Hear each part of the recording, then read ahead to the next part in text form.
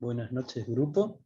Hago esta grabación simplemente para desarrollar un contenido que considero importante. También considero que ustedes ya lo tienen desarrollado desde su educación secundaria, pero que nunca está mal retomar un poquito. El contenido del que yo hablo es precisamente coherencia y cohesión. Sería bueno que podamos empezar a entender qué es la coherencia. ¿Cuándo decimos nosotros que algo es coherente? ¿En qué momento, en qué circunstancias se utiliza ese término, ¿no? Es una palabra que usamos mucho y hoy por hoy en la actualidad se utiliza cada vez más. Frases como, es un incoherente, o por lo contrario, ¿no? Tiene mucha coherencia lo que dice. Pero ¿qué es coherencia? ¿Cómo simplificamos ese término? Y bueno, coherencia es entender algo, simple y llanamente. Que algo sea entendible es algo coherente. Si eso yo lo llevo a un texto, sea oral o escrito, la coherencia es algo que se puede lograr con cierta facilidad, ¿no? Doy un ejemplo. Si yo digo o tengo un número de enunciados en los cuales menciono que, por ejemplo, Messi es rosarino, Messi es un jugador de fútbol, Messi juega en la selección nacional. En la selección nacional, Lionel Messi tiene la camiseta número 10. Obviamente, es algo simple de entender. El tema central es precisamente Lionel Messi. Pero habrán notado la repitencia constante de ciertas palabras. Eso es un aspecto interno que no siempre afecta a la comprensión o al desarrollo del texto, pero que en el ambiente académico es totalmente necesario.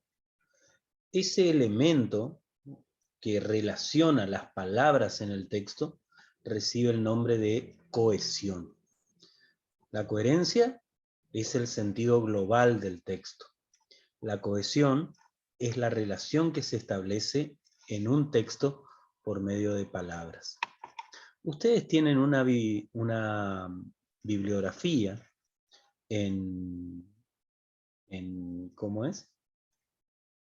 En la página del instituto, yo mismo la había colgado tiempo atrás, y es precisamente algo similar a la que ustedes estarán viendo en este momento, ¿no?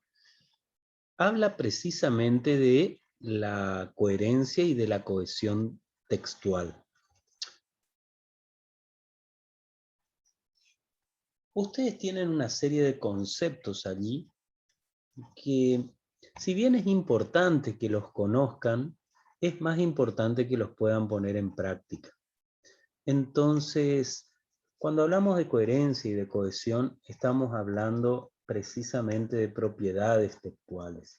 Y estas propiedades textuales son las que arman o las que producen el texto, ese tejido del que hablamos anteriormente. Ustedes tienen allí unas ideas bastante claras de lo que es coherencia, ¿no? Y menciona una cosa que para mí es importante y por eso está resaltada allí, que la coherencia es lo que hace que para nosotros un texto termine siendo parte de una realidad. O sea, ¿por qué tomamos a un texto como coherente? Bueno, porque lo interpretamos que es parte de una realidad. Esta bibliografía a mí me gustaría que ustedes la puedan leer detenidamente, la puedan desarrollar y por sobre todas las cosas la puedan poner en práctica. Precisamente tienen un trabajo práctico relacionado con esto en el cual hago hincapié en la parte práctica de estos elementos, pero la teoría siempre es necesaria, ¿no? Entonces, la coherencia, y para cerrar con esto, la coherencia es lo que hace que un texto sea precisamente un texto y no solamente una serie de oraciones así muy sueltas, ¿no? O enunciados, que sería realmente el término lingüístico adecuado. Cuando hablamos de la cohesión, empezamos a hilar más fino. La cohesión ya es la relación de palabras que vamos a tener en el texto. Dicen que, o dice la bibliografía, que los enunciados de un texto deben estar conectados. O sea, cómo se producen esas relaciones o esas conexiones. Y tienen diferentes formas, motivos, razones por las cuales se van a conectar. Cuando nosotros pensamos en unir palabras, lo primero que se nos viene a la mente es unirlo a través de conectores. Pero ¿qué pasa cuando tenemos una serie de sustantivos reiterativos, ¿no? Allí es donde tenemos que empezar a trabajar precisamente con los procedimientos léxicos.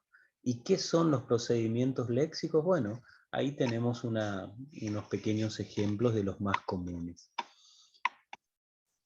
Cuando nosotros tenemos la repetición, que es lo que yo hice en el ejemplo que les di, cuando nosotros tenemos una repetición, lo primero que tenemos que tratar es de darnos cuenta que eso es un error. Por lo tanto hay que corregirlo. Si en un enunciado tenemos 2 veces la misma palabra, y lo más lógico es que eso sea una equivocación, sea un error. Por lo tanto tengo que buscar o un sinónimo, o tengo que tratar de hacer una elipsis. A la repetición le sigue la reiteración, que es algo similar, pero la reiteración en muchas ocasiones puede contener sinónimos, puede contener otros elementos que hacen que una idea sea reiterativa. Constantemente estoy haciendo lo mismo, estoy hilando en lo mismo, haciendo una especie de autocrítica, me considero que en muchas ocasiones yo soy reiterativo. O sea, constantemente hago mención a lo mismo, ¿no? Entonces, la repetición es repetir exactamente lo mismo, la reiteración es repetir la idea de manera similar, ¿sí? Por último, nos encontramos con la asociación. Esa asociación son las relaciones que se van estableciendo a lo largo del texto con las palabras. Y ustedes allí tienen un ejemplo, ¿no? No era ni alto ni bajo. Ahí tenemos la asociación real. O sea, no era ni alto ni bajo. Sí, pero ¿y cómo era, no? O sea, ¿qué sería no era alto ni bajo? Tenía 1,60 m, tenía 1,80 m, tenía 1,70 m. O sea, ¿qué llamamos? Entonces, tampoco eso es objetivo. Es totalmente subjetivo ese enunciado. Bien. Esta parte es la que nosotros necesitamos analizar puntualmente e ir trabajando, porque es lo que ustedes van a trabajar en su clase. Los procedimientos gramaticales, ¿sí? Y allí ustedes tienen algunos ejemplos de esto.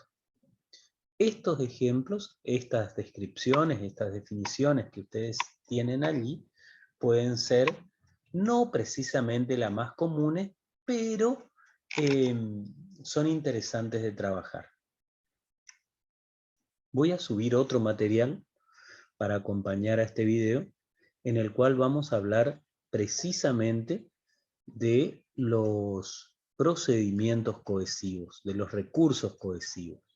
Los recursos cohesivos pueden ser precisamente, como mencionaba anteriormente, los sinónimos, pueden ser la elipsis, el quitar totalmente,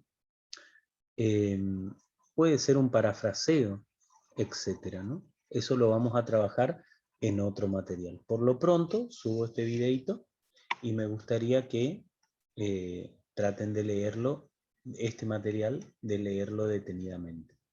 Muchas gracias. Este trabajo tiene como finalidad simplemente para mí poder observar cuál es su nivel, sus características en cuanto a la escritura. Como ustedes sabrán, no hace falta ser un lingüista para poder darnos cuenta que un texto tiene errores. El problema no es darnos cuenta de los errores, eso es fácil. Lo difícil a veces es corregir el texto, ¿sí? De igual manera, eso lo vamos a ir tratando de trabajar. Que tengan una buena noche, muchas gracias.